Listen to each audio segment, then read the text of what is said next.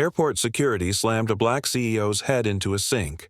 What he did next turned the entire terminal silent. They mistook authority for dominance and dignity for weakness. They didn't know the man they tried to humiliate would make the walls remember his name. Subscribe if you believe respect can't be forced. It's earned through justice. Step aside, sir. Random inspection. The words hit like a low bell toll in the stillness of the security lane. Kenneth Drake stopped mid-step, one polished Oxford shoe still slightly raised, his coat half open from the motion of removing it. For a heartbeat, the bustling noise of Avalon International Airport dulled around him. He blinked once, slowly, his breath caught in his throat, not from guilt, but from the sudden awareness that the energy in the room had shifted. He turned his head slightly and met the eyes of the officer who had spoken. Brent Callan stood like a barrier come to life. His build was thick, not just muscular but compact with the authority of someone used to controlling space. His TSA uniform was neat, almost pressed too sharply, and his belt holster carried more than just tools, it carried weight. But it was the eyes that stuck with Kenneth. Not the color, a dull steel blue, but the intent. Brent wasn't checking credentials. He was searching for something else entirely. Kenneth nodded once, a short, calm motion, and stepped to the side of the line, his briefcase still in hand. The other passengers flowed past him, a current of bodies avoiding ripples, pretending not to notice. He removed his belt slowly, then his shoes, placing them in the gray bin with practiced ease. His laptop followed, thin, custom-built and loaded with documents for the Rhinex Systems meeting that awaited him across the ocean. Then came the briefcase. "Place it here," Brent said, gesturing to the inspection table without looking at Kenneth, already donning gloves with slow, deliberate movements.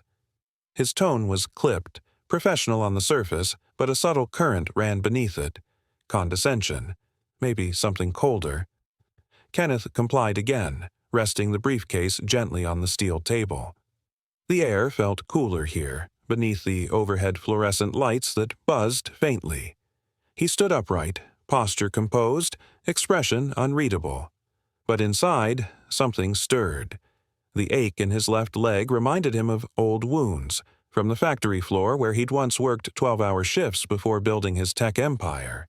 Pain he had buried deep under polished confidence, and yet here he was, being dissected like a threat.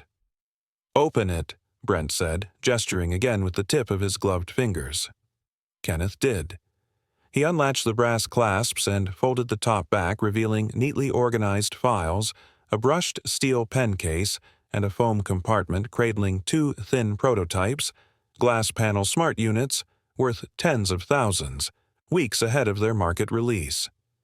He said nothing. Let the contents speak for themselves. Brent's eyes narrowed.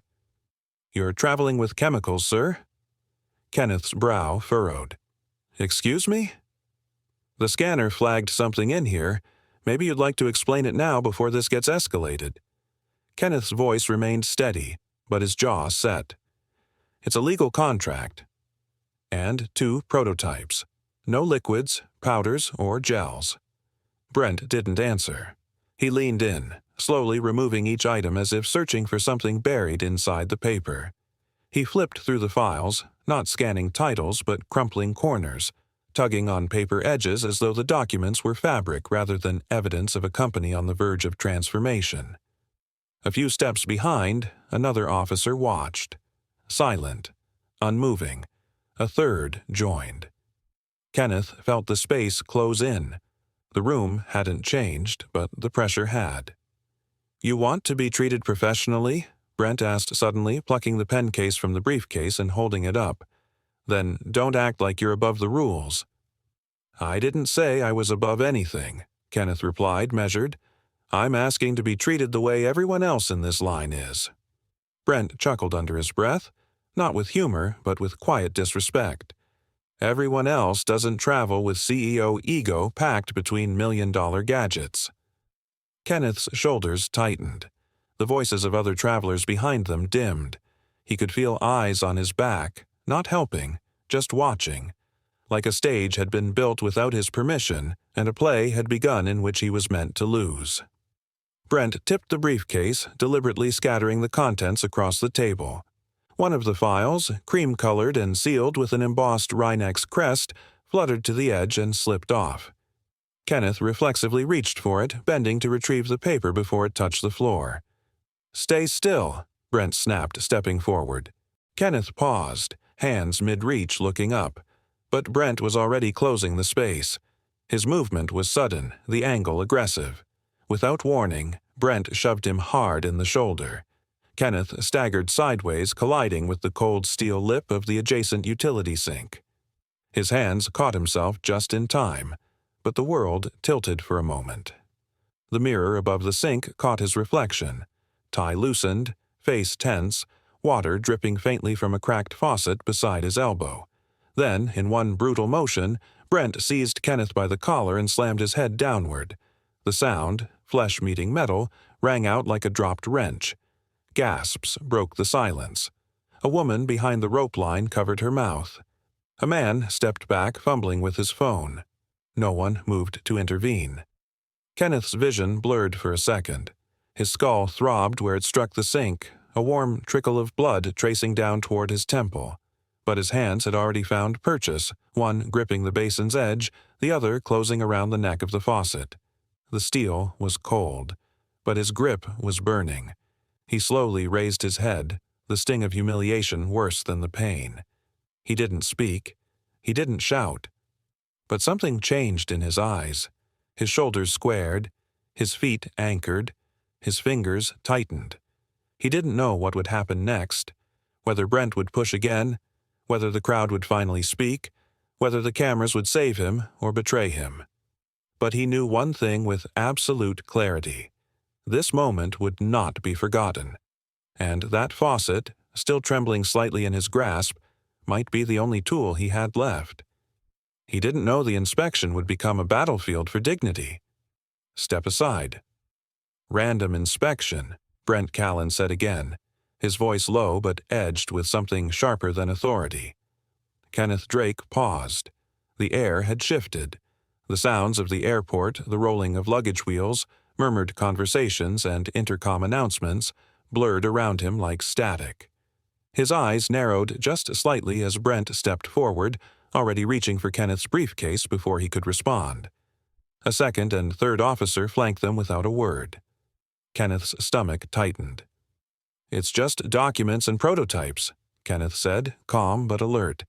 "You're welcome to check it all, of course, but please be professional."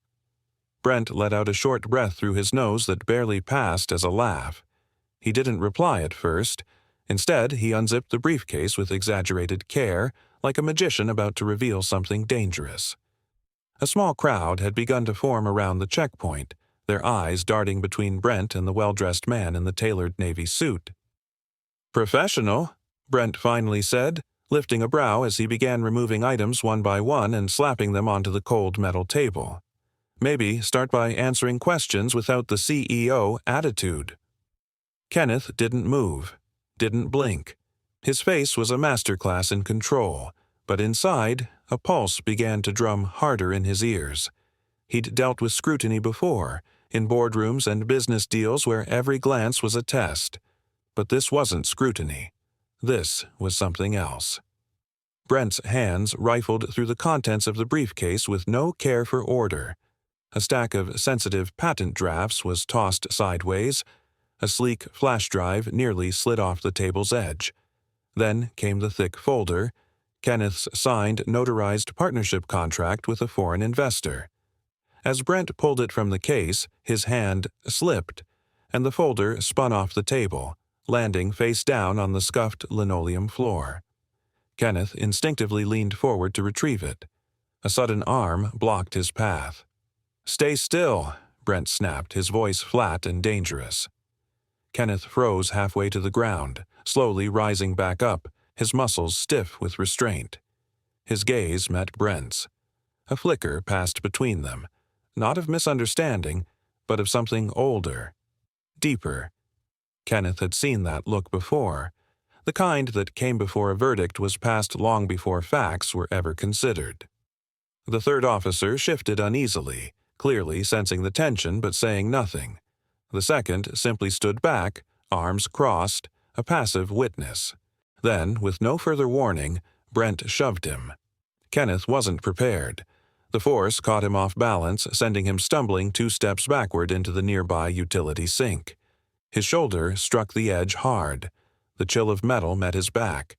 For one disorienting second, he caught his reflection in the mirror above the sink, his face tense, stunned, not with pain, but with disbelief. Before he could speak, Brent surged forward. The officer's hand gripped the back of Kenneth's neck with surprising strength and slammed his head forward, hard, against the lip of the sink. A sickening clang rang out. The sharp sound bounced off the tiled walls and seemed to hang in the air. Gasps rose behind them. Kenneth's forehead throbbed with searing pain. Stars danced across his vision. A trickle of warmth slid down past his temple. But what burned more than the injury was the clarity that followed. This wasn't random. This was punishment. Humiliation. A deliberate assault masked under the uniform of authority. The cool metal of the faucet pressed against his cheek. Kenneth's breathing quickened, then steadied. His left hand rose instinctively, brushing against the faucet's stem. The brass was slick with water, worn from years of use, but solid. His fingers curled around it. He didn't move. Not yet. Behind him, Brent was saying something, perhaps trying to justify the aggression to the others, or maybe even to himself. But Kenneth wasn't listening. His ears rang louder than Brent's voice. He was focused on the cold weight of metal beneath his palm. His thoughts raced, not with fear, but with resolve. He had endured enough boardroom insults, masked contempt, and passive slights in silence. But this was different. This was visible, deliberate, and very public. He could feel the heat of eyes behind him. Passengers, strangers, witnesses. They had seen it. Phones had come out. Cameras were watching. And somewhere deep in Kenneth's chest, something old and quiet stirred, something that had stayed dormant too long. A line had been crossed. He turned his head slightly, blood still fresh along his hairline, and locked eyes with Brent through the mirror's reflection. And in that moment, everything inside Kenneth shifted. Respect is fragile until it breaks. Kenneth's hand found the faucet like it had always belonged there. Cold metal met tense fingers. The faucet, still slick with water, came loose with a metallic snap as Kenneth yanked it free from its base. A high-pressure jet of water burst upward, soaking the edge of the metal sink and spraying across his dress shirt and tie. For a split second, the room was silent. Only the hiss of broken plumbing filled the air. Then came the swing. The faucet sliced through space with speed and precision.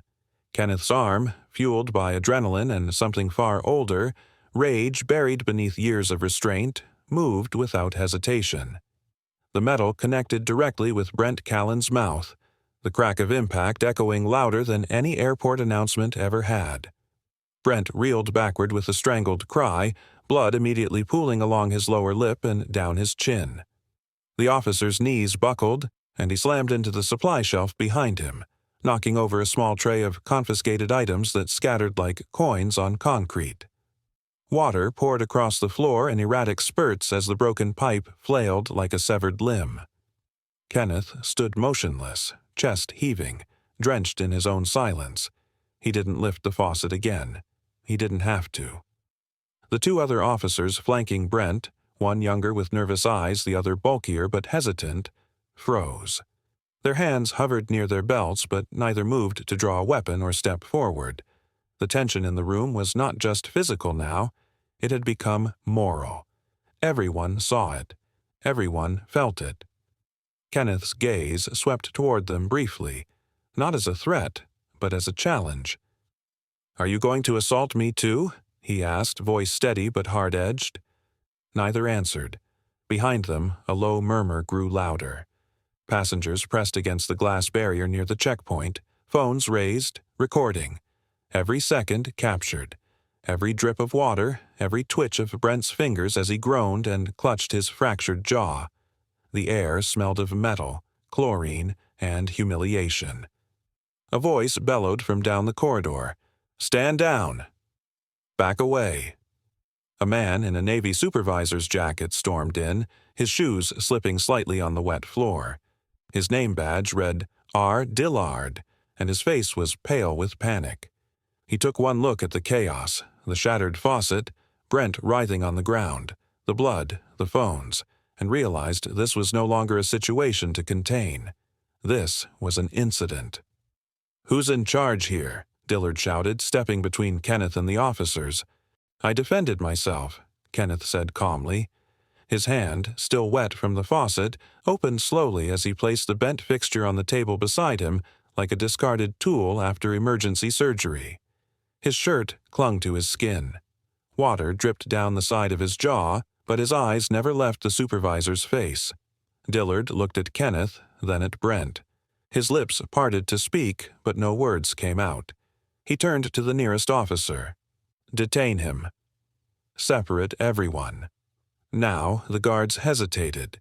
Dillard snapped again. "Now!" But even as they moved, even as Kenneth allowed himself to be escorted to the side with his palms visible and his head held high, it was already too late. The crowd had seen it. The lens of public judgment was already spinning its wheel. Dillard tried to control the moment, barking orders to clear the area and cordon off the scene, but the sea of phones had captured everything, from Brent's smug approach earlier to Kenneth's limp body being slammed into the sink, and the sharp arc of retaliation.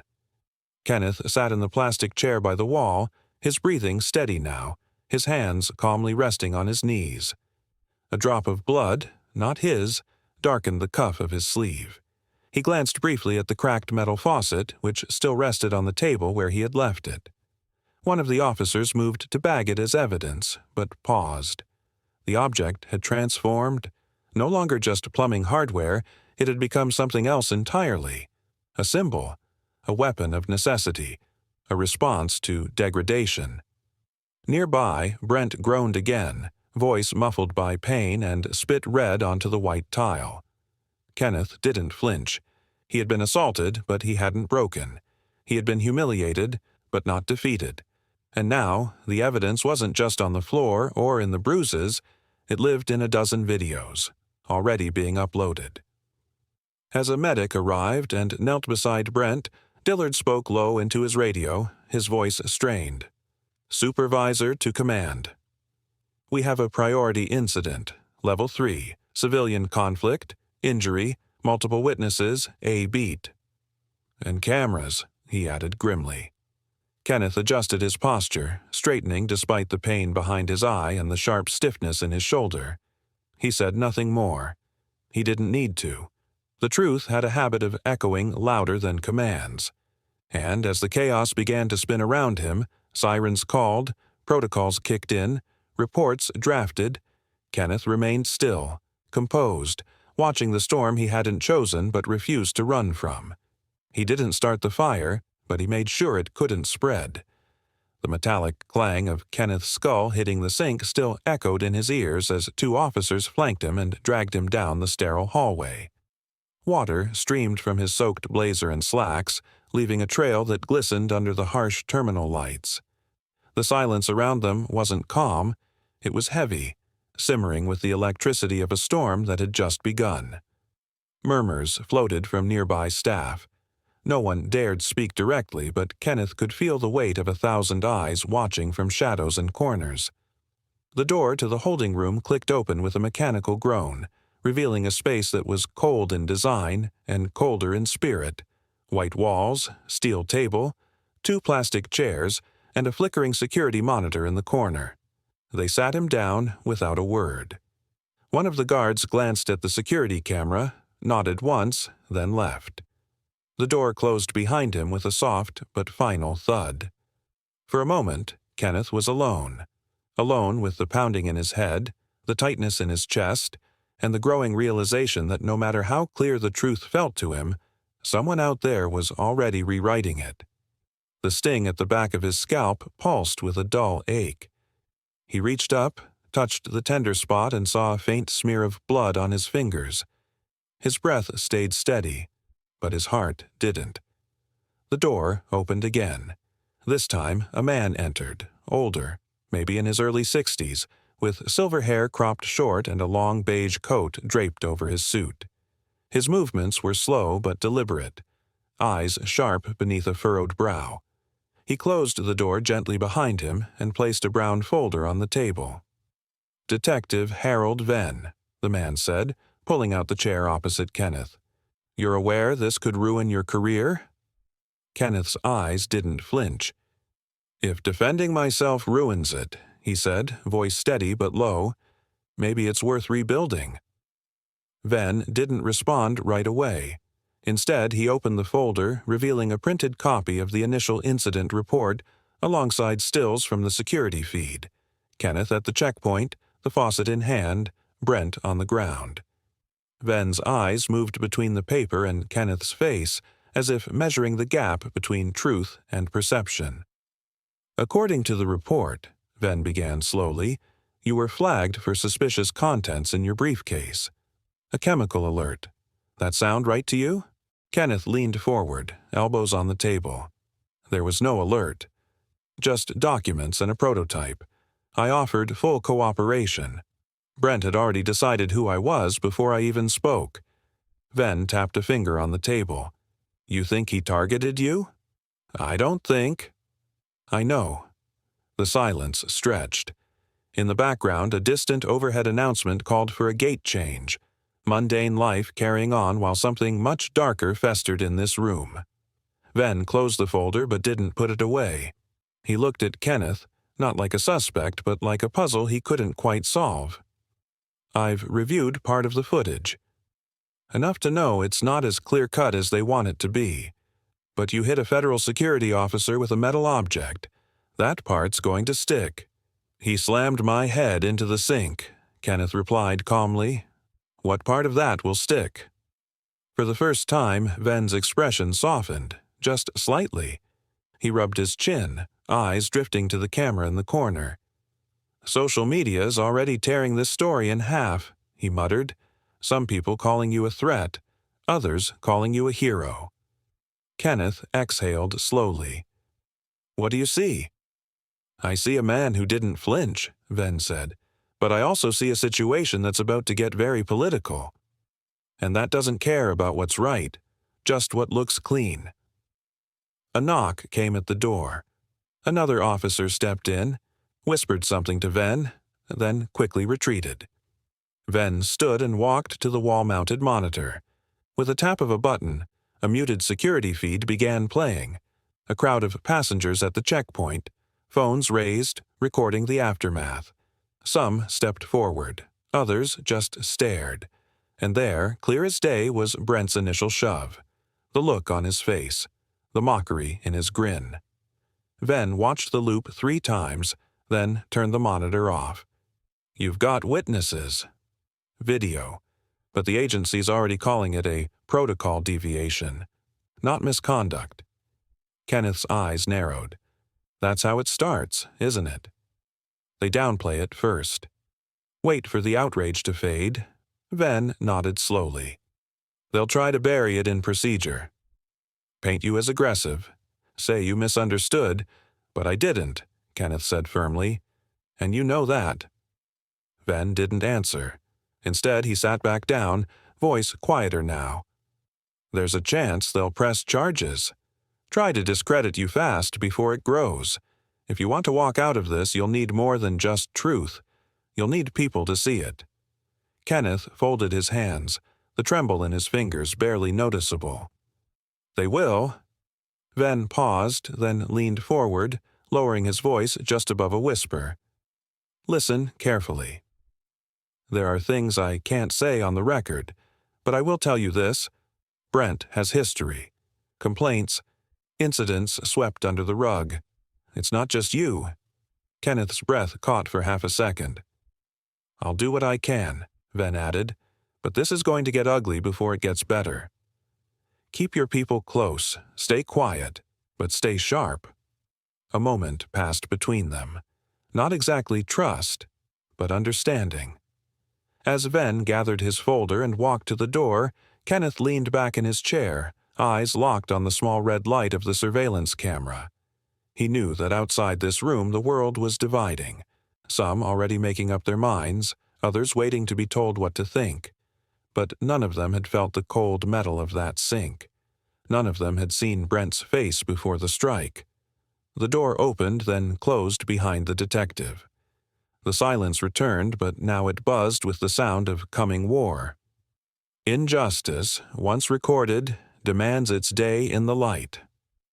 The door to the holding room shut with a final metallic thud, leaving Kenneth alone with the echo of uncertainty hanging thick in the air.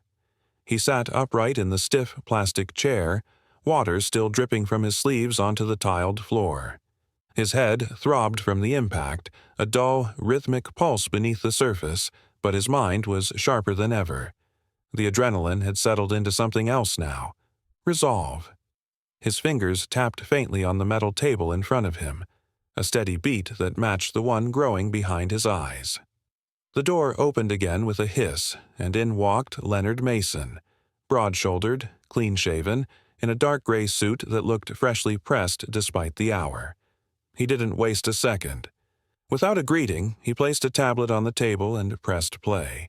Kenneth leaned forward, narrowing his eyes.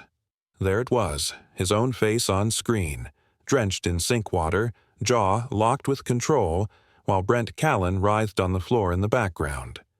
The angle was slightly tilted, clearly recorded by a bystander's phone, and the audio was surprisingly clear. "It's already trending," Leonard said, voice low and urgent. "But it won't matter unless we move now.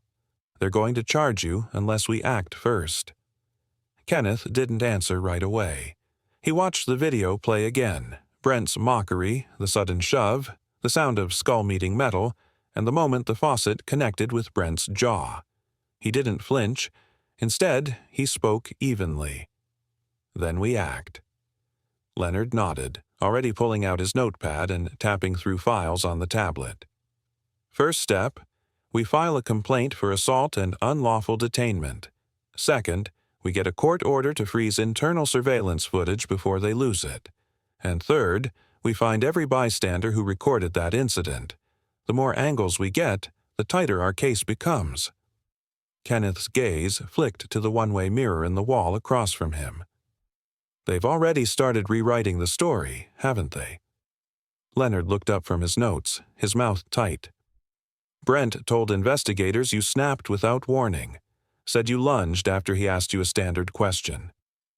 Kenneth scoffed, quiet but bitter. He didn't even mention the chemical alert lie? Not in the version they logged. Leonard leaned closer, voice dropping. Which means either he's covering his own back or someone's helping him do it. A silence settled over them. Then Leonard slid his phone across the table. "But we're not the only ones acting." The screen showed a video with a different watermark than before, grainier, longer. It started earlier, from a different angle, and this time it captured Brent's full interaction with Kenneth before the confrontation. The mocking tone, the smirk, the phrase, "maybe lose the CEO attitude." Kenneth frowned. Where did this come from? Leonard's lips curled slightly. "It was uploaded anonymously about 15 minutes ago. I traced it to a janitor's credentials, someone named Rory Kane. Seems he caught more than most." The revelation dropped into the room like a weight.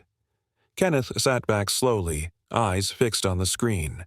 The video ended with a shot of the faucet clattering on the metal table, Kenneth stepping back, hands raised, soaked but composed.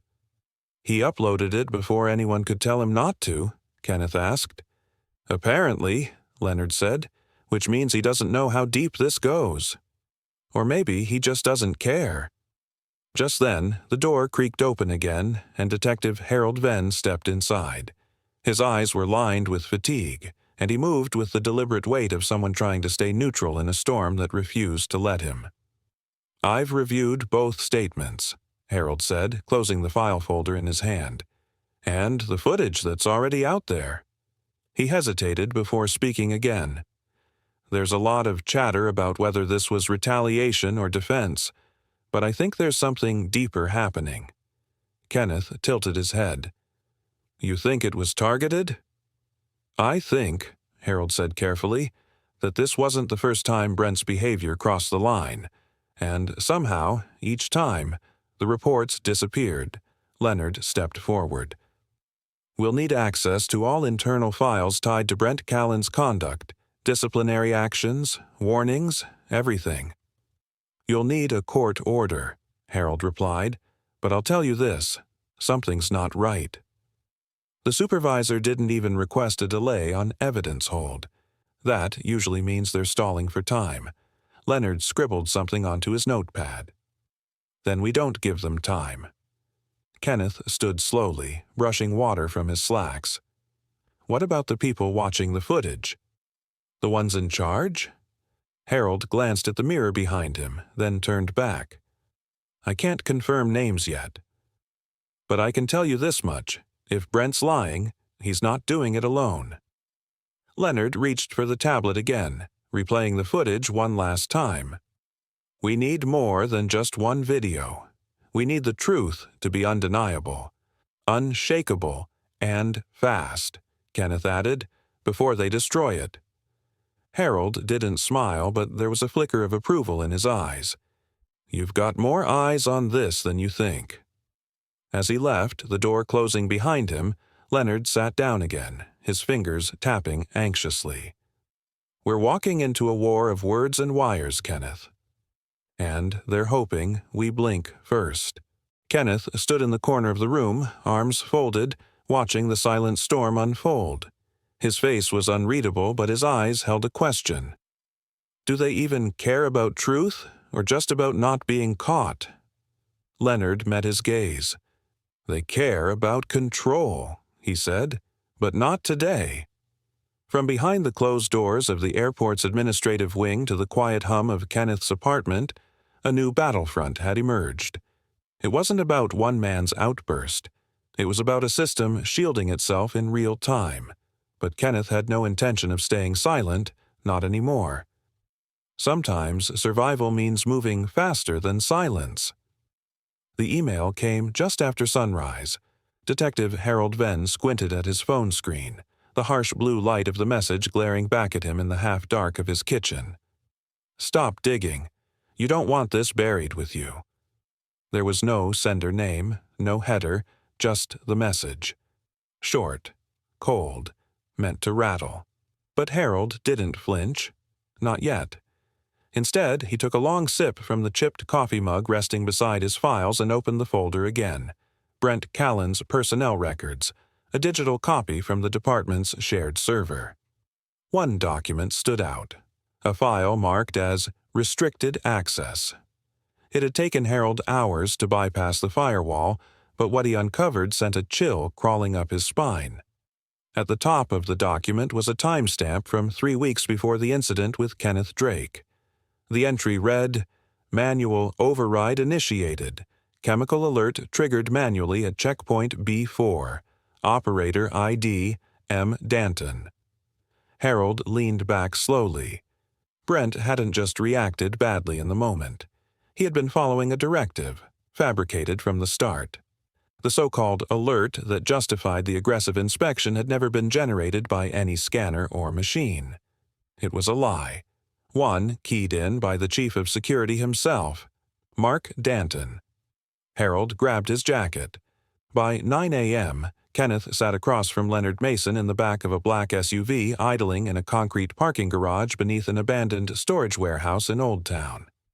The shadows between the pillars were deep, and the cold seeped through the metal chassis of the car. But Kenneth didn't complain. His eyes were steady, his shoulders squared. Whatever strength had fractured the Faucet days ago still burned within him, controlled now, but unmistakable. Leonard clicked his pen and looked out the windshield. "He said he'd be here 10 minutes ago." "You trust him?" "I trust what he found," Kenneth replied. Moments later, footsteps echoed from the stairwell. Harold emerged, wearing his trench coat like armor, his breath clouding in the chilly air. He opened the back door and slid in beside them. "I found the override log," he said without preamble, placing a worn flash drive into Leonard's palm. "Brent never triggered the alert. It came from higher up, Danton. He manually flagged your bag. It was a setup." Kenneth blinked, the words sinking in like stones into deep water. "You're sure?" Harold nodded. "Time-stamped, signed off, and buried under 3 levels of restricted access. Someone went to a lot of trouble to keep it quiet." Leonard leaned forward, his voice tense. "If this is real, it means Brent didn't just overreact." He was executing a plan. Harold looked between them. "I don't think it was just Brent. I think this is bigger. Danton's name shows up in 2 other reports I pulled, cases involving aggressive detainment, flagged but never investigated. Same language, same pattern.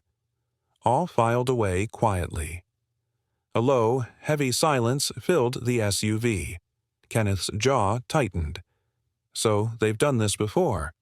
And they've gotten away with it," Harold added. "Until now." Leonard inserted the flash drive into his tablet. The screen lit up with the files, logs, security camera references, timestamps, and a note under Brent's employee profile labeled, "Observe closely. Keep quiet." That phrase alone was damning. As the car idled, the world above continued moving. Traffic rolled past, lives carried on, unaware of the slow quake building beneath them. "They'll try to cover this up," Harold said. "Danton's good at hiding behind red tape. He's been at that post for 8 years. If we don't act now, this whole thing disappears into bureaucracy." "We won't let it," Kenneth said. "They wanted me to look like a problem. They had no idea I'd become their mirror." Leonard looked up from the tablet. "We file for a motion to preserve all evidence now.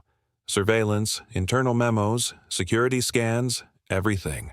Before anything malfunctions." Harold hesitated. "I've already heard whispers. Some files may have already been lost. I don't know how deep it goes yet." Kenneth looked out the tinted window, watching an airport shuttle roll past on the street above, oblivious to the truth hidden beneath it. "This wasn't just about me," he murmured. "How many others walked through that checkpoint and didn't have a camera watching?" Kenneth didn't answer. He looked once more at the tablet, his own soaked image frozen mid-frame. It wasn't anger in his eyes, it was the cost of control.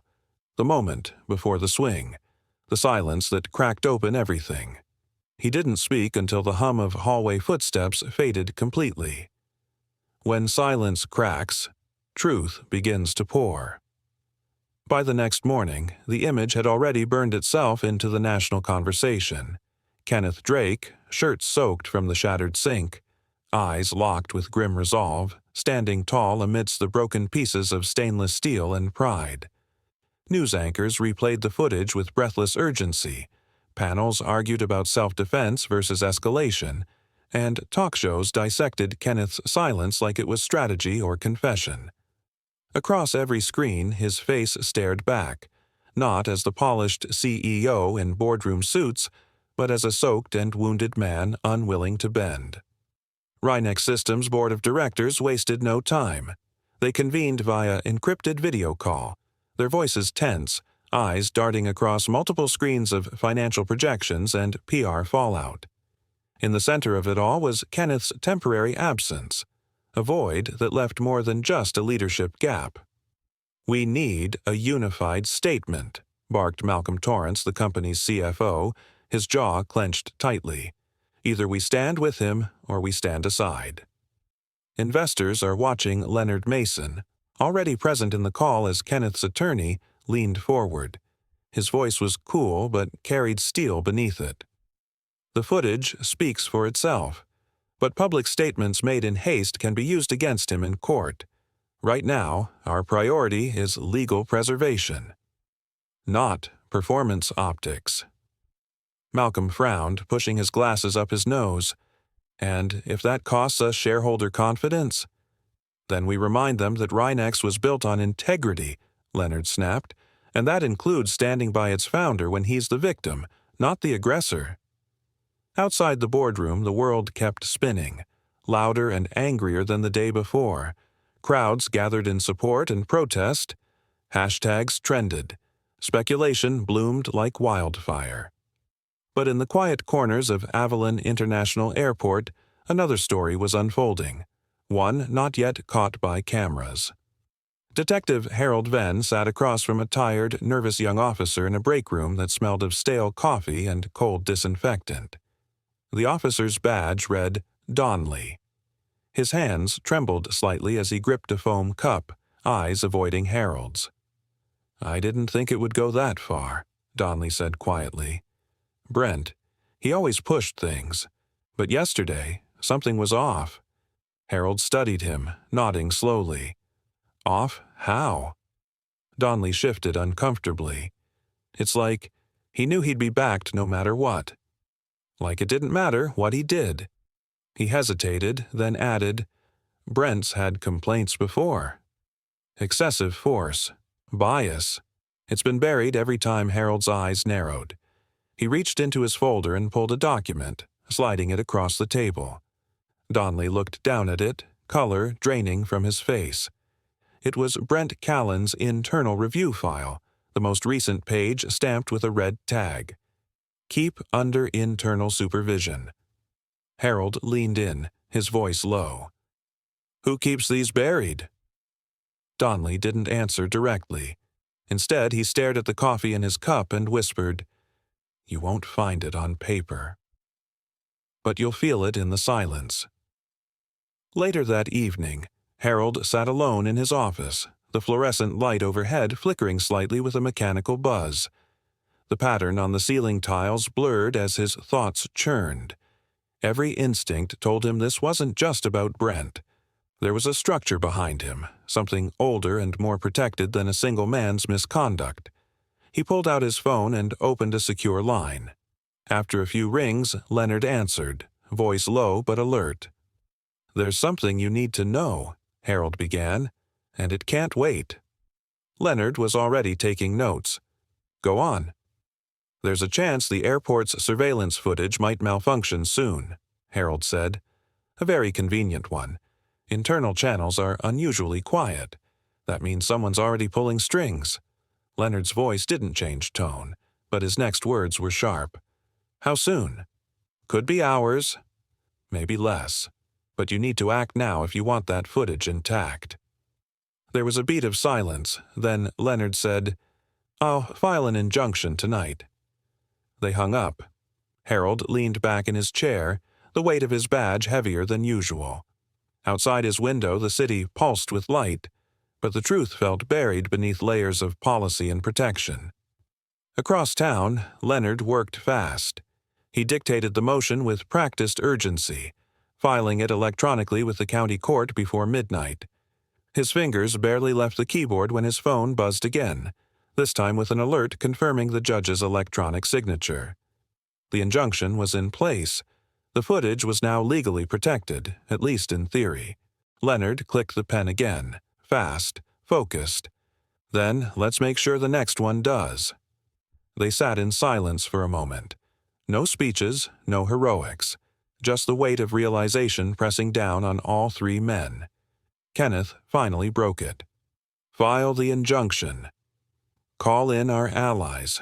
They buried the lie, but now we have the name." Harold's eyes narrowed with conviction. When truth finds a name, the lie begins to die. They slammed a CEO's head into the cold metal sink, mocking his pain beneath the hum of airport lights.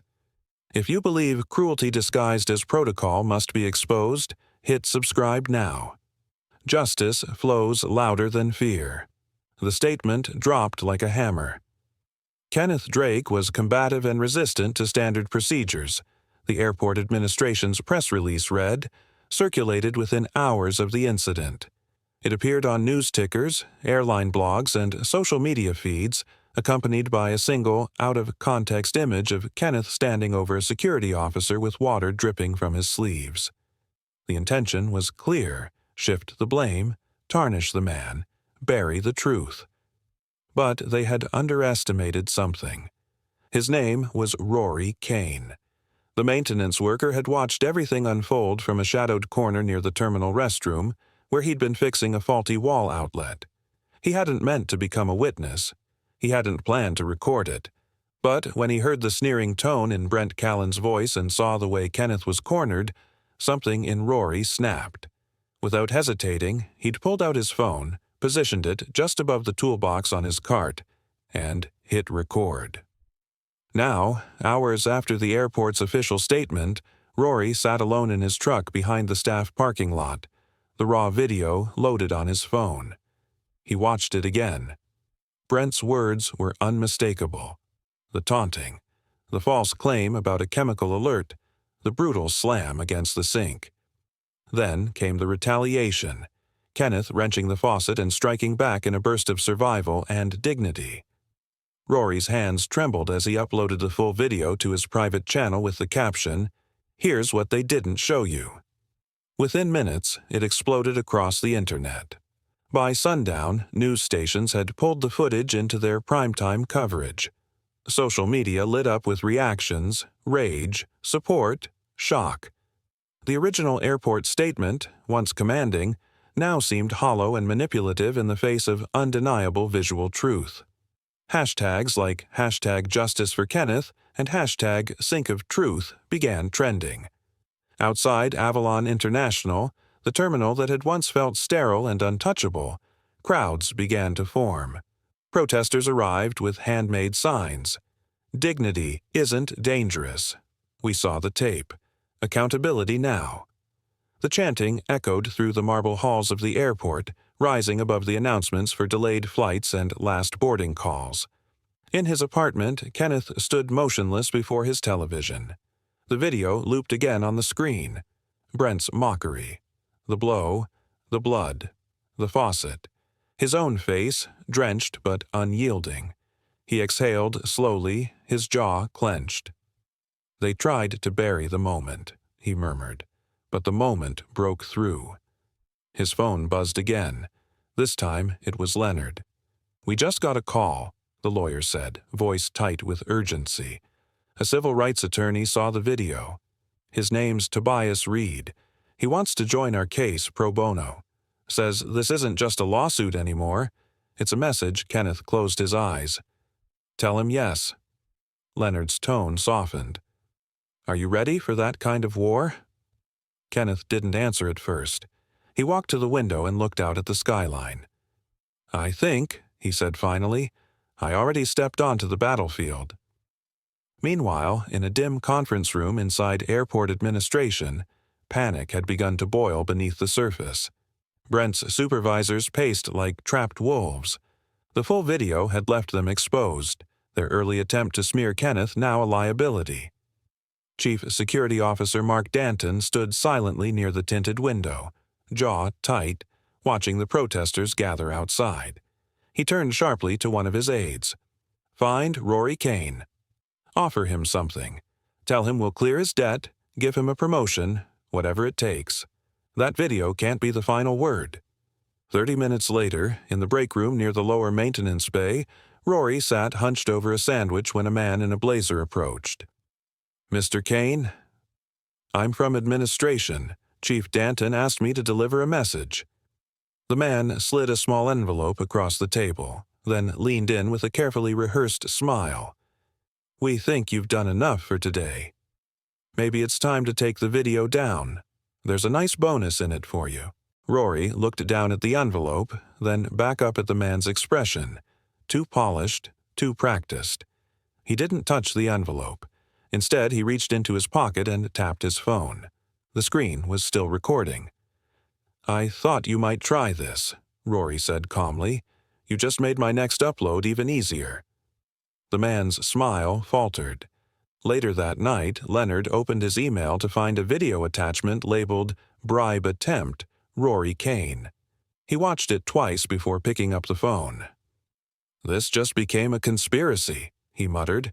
He called Kenneth immediately. "They're trying to cover it up," Leonard said. "They offered Rory a bribe." He filmed the whole thing. Kenneth didn't flinch. "Then we exposed them," he said. "All of them." In a quiet office across town, Tobias Reed reviewed the footage. His expression was solemn. He tapped the screen with one finger. "This isn't just a case," he whispered to himself. "It's a crack in the wall." The next morning, as national networks led with the headline, "New Footage Reveals Corruption Behind Airport Assault," Kenneth stepped into Leonard's office, a silent determination in his stride. The atmosphere had changed. This was no longer about a man defending himself. It was about the system that made the defense necessary. And as Rory's second video began trending, the pressure mounted. Every lie they told now had a counterweight.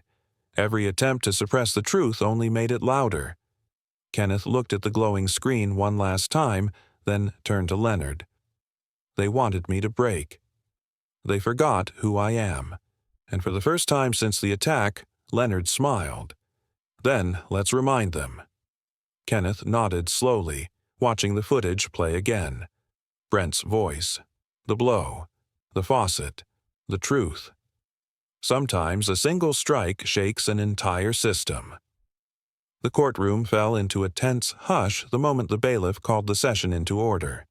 The judge, a gray-bearded man named Marcus Hallwell, adjusted his glasses as he glanced down at the thick case file before him. The federal courthouse in Brookstone buzzed quietly with whispers before settling. At the plaintiff's table, Kenneth Drake sat still, eyes forward, posture upright.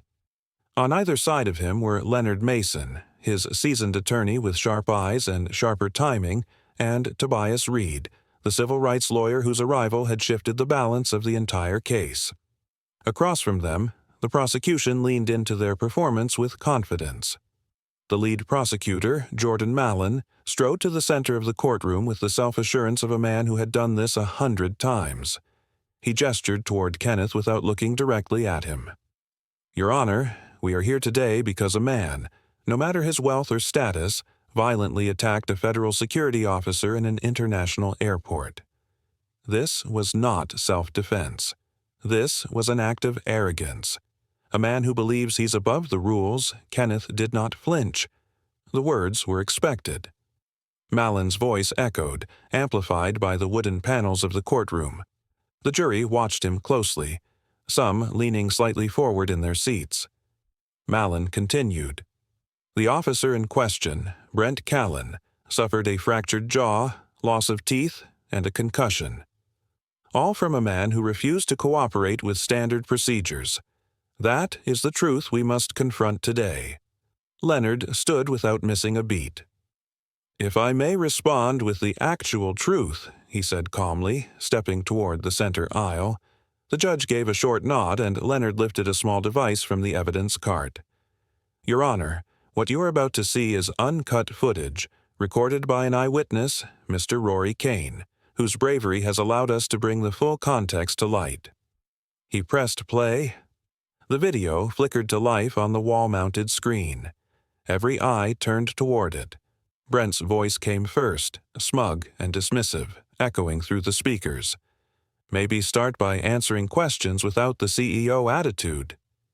Then came the moment, the unprovoked shove, the slam of Kenneth's head against the metal sink, the hiss of water bursting from the ruptured faucet. Gasps filled the room. Even the jurors, who had been carefully neutral until now, reacted with visible discomfort. Then came the silence. Kenneth standing in the chaos, not attacking, but defending. Calm. Controlled. Not a man out of control, but one pushed to a breaking point and choosing his response with precision. When the footage ended, no one spoke for several seconds. Judge Hallwell looked up slowly. "Mr. Mason," he said, his voice low.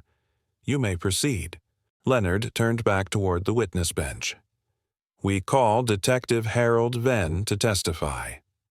The side door opened and Harold stepped in. His brown overcoat still smelled faintly of coffee and dust, but his eyes were alert. As he approached the bench and took his oath, he glanced at Kenneth once, briefly, but with something that looked like respect. "Detective Venn," Leonard began, "please tell the court what you uncovered during your investigation." Harold leaned slightly into the microphone. "Brent Callen has a documented history of excessive aggression and racial profiling. Internal reports were filed over the past 2 years. All were dismissed or buried. There was a shift in the room. Uneasy murmurs stirred again. Harold's voice remained calm, even as the weight of his words settled. "Were you instructed to withhold any of this information from the defense?" Leonard asked. Harold hesitated. His fingers tapped once against the wooden ledge, then stopped. "I was warned," he said simply, "but I chose not to listen." "Why?" Harold's eyes didn't blink. "Because integrity doesn't need permission." A slow murmur of approval rolled across the gallery. Even the judge raised his eyebrows, his fingers steepling in front of his lips. The prosecution tried to redirect, but their questions fell flat. Harold had already told the truth, and the truth had landed with force. Then came the twist. "Your Honor," the defense suddenly declared, "we have one final item to address. According to records, the airport's internal security logs for the day of the incident have been erased." The judge leaned forward. "Erased?" "Yes, Your Honor," Leonard confirmed. "Completely. Surveillance access timestamps, motion flag data, internal memos. Gone." The judge's voice was sharper now. "And who had clearance to authorize or execute such an action?" Leonard didn't answer at first. He walked toward the prosecution's table and picked up a sealed folder. He opened it carefully and read from a printed statement. "There is only one person who had that clearance: Chief Security Officer Mark Danton." The courtroom exploded into noise. The judge slammed his gavel down. "Order, order in this courtroom." But the damage was done. Everyone had heard the name. Leonard lowered the file and looked straight at the jury. The chain of command had turned into a chain of deceit. Chief Danton's name struck the courtroom like thunder. Leonard Mason didn't hesitate. The moment the defense revealed that the airport security logs had been erased and only one man had the clearance to do so, Leonard stood. His voice, calm yet cutting through the courtroom's stunned silence, demanded an immediate subpoena. "Your Honor," he said, lifting a hand without turning from the bench, "we request a full subpoena of Chief Mark Danton's communications, logs, and internal directives issued over the last 12 months. The judge, an older man with silver hair and eyes that missed nothing, gave a single nod. "Granted." The ripple of tension that followed moved like a silent wave through every corner of the courtroom. Brent Callan's defense team shifted uneasily. One of the attorneys whispered something into Brent's ear. The former officer looked pale, lips pressed into a tight line, as if trying to vanish into his own seat. 3 days later, a small, secured conference room inside the courthouse became the ground zero of unraveling truth. Leonard, Tobias Reed, and Kenneth sat across from federal investigators as the first decrypted files from Danton's terminal were read aloud. The silence in the room was razor-thin, and every breath seemed to wait for the next revelation.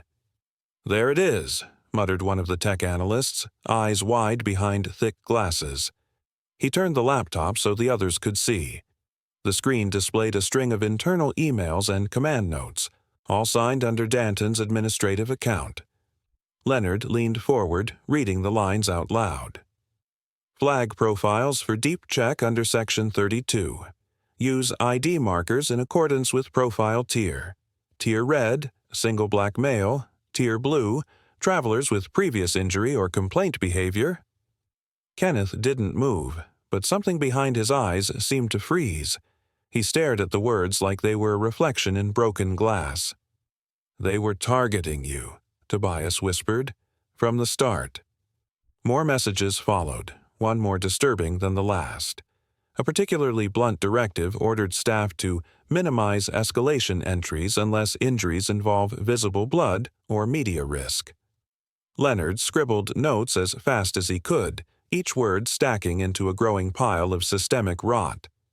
Another email read, "Internal disputes should be rerouted through unofficial channels unless directly visible to external auditors." There was no denying it. Brent's actions had not only been tolerated, they had been protected. That evening, the courthouse issued a formal release of findings to the press. Media vans lined the street within an hour. Headlines ran bold and fast. Chief caught in racial targeting scandal. Surveillance logs falsified under airport authority. Kenneth Drake retaliation justified? At Rynex Systems' downtown office, Kenneth sat in the boardroom, watching the story unfold across every major network. He didn't speak for a long time. The images on the screen, his drenched face from the day of the assault, the cracked faucet, the stunned crowd, looped again and again, intercut with the newly leaked messages and shots of Danton entering his office for the last time. "Public's waking up," Leonard said, entering the room. He placed a folder on the table and opened it slowly. "These are the final logs. Danton's direct orders. He signed everything, and he did it thinking he'd never be questioned." Kenneth ran a hand through his hair, weariness hidden beneath a calm surface.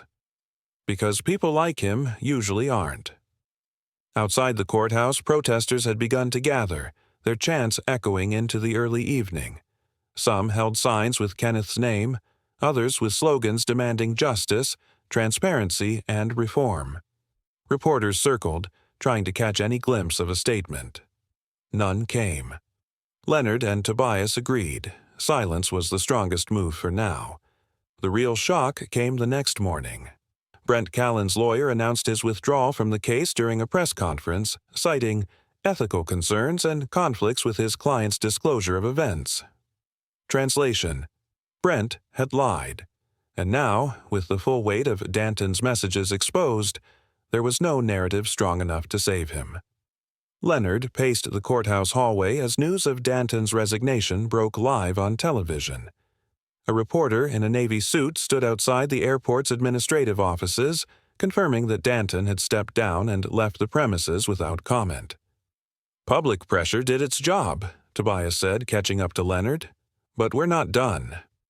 "No," Leonard agreed. "Now we make sure it doesn't get swept under the rug." That afternoon, Kenneth sat alone in a quiet corridor of the courthouse, gazing out a window that overlooked the city skyline. Below, traffic passed without pause, unaware of the storm that had cracked open just floors above. In his hands, he held a printout, one of Danton's orders. The ink had smudged slightly, but the line was still legible. Tier red, single black male. His grip tightened. The hallway lights flickered briefly as if echoing some distant warning. A janitor passed with a cart, pausing to glance at Kenneth before moving on. For a long moment, Kenneth said nothing. He didn't need to. The world outside had changed, whether it wanted to or not. And inside that quiet moment, a truth anchored itself. When the foundation is rotten, even a single crack brings the walls down. The courtroom doors creaked shut behind Kenneth Drake as he stepped forward, flanked by his attorneys Leonard Mason and Tobias Reed. The buzz of journalists outside was muffled now, the fluorescent lights above casting a sterile glow over the polished wood panels and granite floors. Everyone inside stood still. This was it, the final stretch of a trial that had gripped the nation. Kenneth took his place on the witness stand with quiet resolve. He adjusted his jacket, briefly touching the small bruise still healing near his temple. The judge, a stern-faced man named Warren Halbridge, gave a curt nod. "You may proceed," he said. Leonard remained seated, allowing Tobias to approach. The civil rights attorney's voice was steady but low enough to pull the room in closer. "Mr. Drake," he began, "why did you respond the way you did when Officer Callan slammed your head against the sink?" Kenneth inhaled through his nose, his fingers gripping the edges of the stand. "Because silence was killing me," he said. His voice didn't tremble, it rang. "I didn't fight because I wanted to. I fought because it was the only moment I had left to say, I deserved to be treated like a human being." No one moved, even the court clerk paused mid-typing.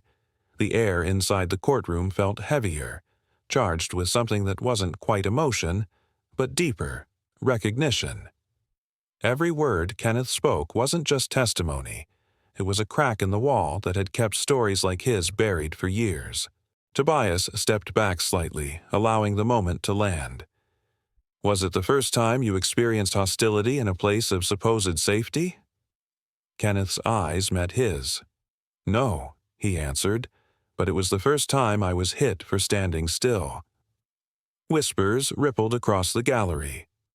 Brent Callan sat at the defense table, his jaw still wired, eyes fixed forward like stone. His attorney leaned toward him, but Brent didn't respond. Mark Danton, seated beside him, clenched his hands beneath the table, sweat lining his collar. When the defense took the floor, their approach shifted.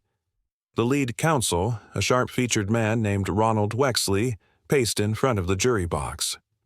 "Mr. Drake, would you say your reaction was proportional?" Tobias stood instantly. "Objection. He was assaulted, sustained," Judge Halbridge said firmly, eyes narrowing. Ronald tried a different angle. "Do you believe the average citizen would respond the way you did?" Kenneth didn't flinch. "The average citizen shouldn't have to choose between dignity and compliance," he replied. There was no rebuttal. The prosecution called their last witness, Detective Harold Venn. He rose from the back row, walked with quiet purpose, and took the stand. His badge was off, his face unreadable. "Detective," Tobias began, "during your investigation, did you find any pattern within the airport's internal records that stood out?" "Yes," Harold said simply. "Officer Callan had multiple complaints for aggressive conduct. All were dismissed or buried by Chief Danton." He held up a document, a printed internal memo dated 4 months before the incident. "This note here," he continued, "shows that Danton specifically instructed his team to monitor passengers matching racial descriptors, under the guise of chemical alerts." The jury shifted uncomfortably. "And what happened to those reports?" Tobias asked. "Erased," Harold replied. "Only one person had the clearance to do that." "Who?" "Chief Mark Danton." A murmur broke through the crowd. The judge banged his gavel once. "Order." When the defense tried to argue, their momentum had already fractured. Tobias stepped forward one last time and closed with precision. "Ladies and gentlemen of the jury, what you've witnessed today isn't just the defense of one man's actions. It's the unveiling of a system built on quiet abuse. Kenneth Drake didn't bring violence, he interrupted it. The real danger wasn't the crack of a faucet, it was the crack in the mirror we've all refused to face." 3 hours later, the jury returned. The room held its breath as the foreman rose. "On the charge of aggravated assault against Kenneth Drake, we find the defendant not guilty." Kenneth let out a slow exhale, tension releasing from his shoulders like a burden he had carried far too long. The foreman continued. "On the charges of abuse of authority and falsification of records against Brent Callan and Mark Danton, we find both defendants guilty." The courtroom erupted, not in cheers, but in stunned silence. A verdict like this was rare, powerful. One by one, reporters filed out to break the news. Officers moved quietly toward Brent and Danton. Kenneth stood, his eyes not triumphant but steady. He walked past the defense table without a word, past the spectators, past the stairs. And then he saw it, on the evidence table, the faucet.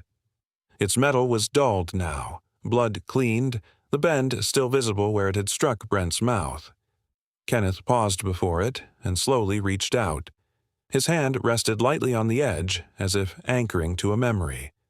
Cameras flashed. Tobias stepped beside him but said nothing. There was nothing left to say.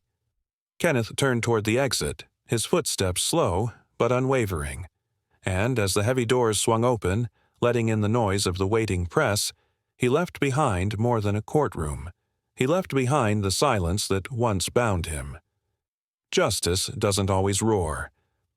Sometimes it walks out quietly.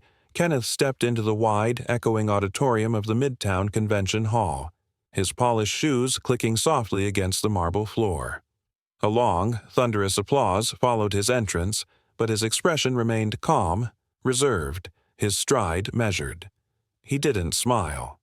Not yet. Behind him trailed Leonard Mason and Tobias Reed, both dressed in sharp charcoal suits. Rows of attendees, activists, attorneys, airport officials, reporters, turned their heads in recognition as the man whose story had shaken an entire industry walked toward the podium. The lights dimmed slightly as Kenneth approached the stage. A large screen behind him showed a still image, frozen in time, from the airport security footage. Kenneth, standing with water dripping from his suit, the broken faucet lying on the table beside him. The image no longer sparked outrage. Now it commanded reverence. He adjusted the microphone slowly. "I didn't come here to reopen old wounds," he began, voice even but carrying weight. "I came to show what healing can build." Silence followed, not from confusion, but respect. Months had passed since the court ruling. Kenneth had declined all media interviews after the verdict. Offers had poured in: TV appearances, book deals, a potential IPO buyout. He ignored them all. Rhinex systems needed rebuilding, not repackaging. He brought his team back together, privately addressed his board, and restructured the company with new protocols focused on ethics, equity, and employee well-being. But that was only part of his plan. It was during one sleepless night that the idea for the Drake Initiative was born. He had stared at the cracked faucet, kept safe inside a reinforced case at home, and realized that his story, though painful, could be a tool for others. Not just for justice, but for protection. Within 3 months, the Drake Initiative opened its first office, 2 rooms above a modest law firm in Easton Square. Leonard agreed to oversee its legal arm, while Tobias volunteered to craft its policy research division. Kenneth had insisted on one more name. Harold Venn, now retired from the force, had been reluctant at first. But the call was short. "I need someone who sees cracks before they break." Harold's answer was even shorter. "Where do I sit?" Now, Kenneth stood before the crowd announcing the initiative's national expansion. 46 new cases had already been filed under its banner, each one documented thoroughly, each one followed through. And to those who said this was about one man, one fight, Kenneth said, his voice rising slightly, "You were wrong. This is about the hundreds who weren't recorded, about the ones who whispered instead of shouted, about the ones who left the airport feeling smaller than they came." The audience was still. Behind the curtain, Rory Kane waited nervously in his pressed uniform, holding a folded piece of paper in his hand. When his name was announced, he stepped into the spotlight with hesitant steps. Kenneth met him at center stage and handed over a small black plaque etched with silver. "For uncommon courage in the face of silent systems," it read. As Kenneth handed him the plaque, he leaned in and said softly, "You didn't just film what happened. You made sure it couldn't be erased." Rory's hands trembled as he took it. "I just did what felt right," he murmured. Kenneth nodded. "And that's what makes it powerful." After the applause faded, Kenneth stepped aside while a short documentary began playing across the screen. A 3-minute video showing the reforms at Avalon International, new de-escalation training, transparent complaint tracking, and, most notably, body cameras on every officer. The footage ended with a sweeping shot of the new security wing, now overseen by an independent ethics board. Still, Kenneth couldn't ignore the cold stone in his chest. Every policy, every reform came with a quiet price. The memory of being slammed against metal, the drip of water down his collar, the thunder of judgment before justice. Later that evening, during a smaller press briefing, a young reporter asked, "Mr. Drake, after all this progress, do you consider yourself at peace?" Kenneth paused. Then he looked at the row of men beside him, Leonard, Tobias, Harold, and Rory. His eyes lingered on the glass-encased faucet now resting beside the podium. "No," he said plainly, "not peace. But purpose." He leaned forward, voice softer now, addressing the press, the cameras, the hundreds waiting for a soundbite that mattered. The system didn't fall. It showed its cracks. Now it's our job to fill them. His words became a rallying cry across the country. From one moment of pain, a movement began to heal. The faucet stood gleaming under the lights, encased in glass, elevated on a black marble pedestal like a relic from another time. Kenneth Drake stared at it, unmoving, as the hum of the crowd behind him faded into silence. Flashbulbs blinked softly from the press gallery, but his focus never left the warped chrome of the bent spout, the very one he had torn free from the airport sink 1 year ago, in a moment that changed everything. He didn't see metal. He saw memory. The sharp taste of blood, the sting of humiliation, the sound of Brent Callan's voice echoing like a threat wrapped in mockery, the cold spray of water, the gasp of strangers, the moment he had to choose, submit or stand. Now, the same terminal that had once tried to silence him had been transformed. The Ethics Training Center stood adjacent to the very checkpoint where it all happened. It bore his name now, the Kenneth Drake Center for Integrity and Oversight. And behind its glass doors, officers in Navy uniform sat at terminals learning policies shaped by his suffering, policies that hadn't existed until he'd forced the world to look. A voice cut through the hush. "Mr. Drake, we're ready." It was Owen Talbert, the airport's new ethics director, young, alert, his voice respectful but slightly nervous. Kenneth gave a small nod and adjusted the dark cuffs of his blazer. He stepped up to the podium. Microphones clicked on. Reporters leaned forward. Every seat in the hall was filled. Executives, journalists, students, and security officers in polished boots and crisp shirts, some of whom avoided his eyes. Kenneth cleared his throat once, quietly. Then he began. "I was forced to stand still, while a man questioned not what I carried but who I was," he said, voice calm and even. "That day, a faucet broke. So did something else, something invisible but heavier than any metal." He paused, letting the words sit in the air. "But I did not break." From the front row, Tobias Reed sat silently, his hands folded in his lap, the same way they had been in court when he had argued Kenneth's defense. Leonard Mason, beside him, kept his eyes locked on Kenneth, half proud, half watchful. And behind them, Harold Venn leaned on his cane, head bowed slightly, the man who had once warned Kenneth that the system might eat him alive. Kenneth's gaze swept the room. "This isn't about me anymore," he said. "It's about the boy who gets pulled aside because his name sounds different." The elder, whose questions are met with suspicion instead of help. The worker humiliated before a crowd and told to smile through it. A murmur passed through the room, like wind before a storm. "The faucet behind me is not here because it caused pain," Kenneth continued. "It's here because it survived it." And so did I. Someone in the back stood, then another, and another. Applause began to rise, hesitant at first, then gaining strength. But Kenneth lifted a hand gently, signaling calm. He wasn't done. "When people ask me what justice looks like," he said, turning his head slightly toward the glass case, "they expect something big. Loud, obvious. But justice isn't always loud." He paused. "It's not revenge. It's not applause. It's the right to exist without fear. The right to walk through a terminal without wondering if your skin, or your limp, or your silence is reason enough to be stopped." His voice dropped lower now, quiet but razor sharp. "That day, I didn't fight with fists. I fought with dignity. I fought with proof. And I fought because too many before me never got the chance to speak after they were silenced."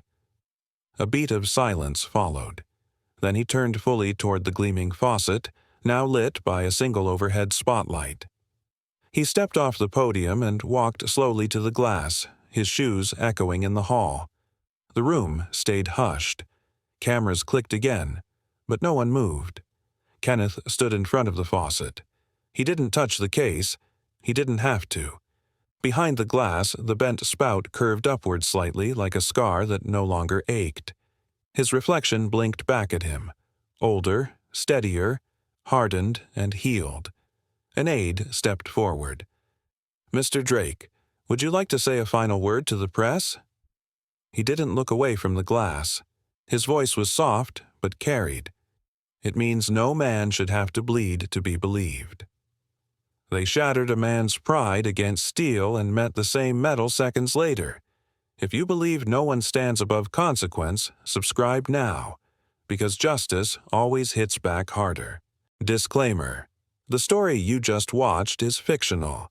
It explores racism, abuse of power, and the breaking point of a man pushed too far.